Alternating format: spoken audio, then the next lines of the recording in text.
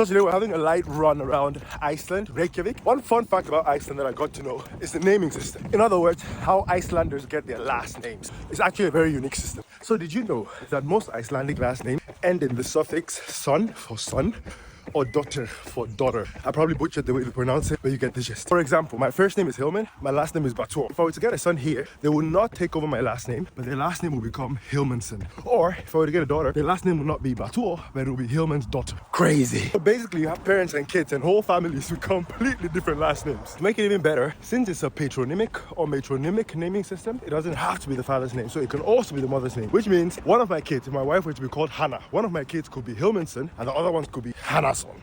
Let's look at a few examples, shall we? Let's look at this statue. You know the last name of this guy? Guess. Eriksson. The current president of Iceland is called Halla Tómasdóttir. Wanna guess what the dad was called? Right.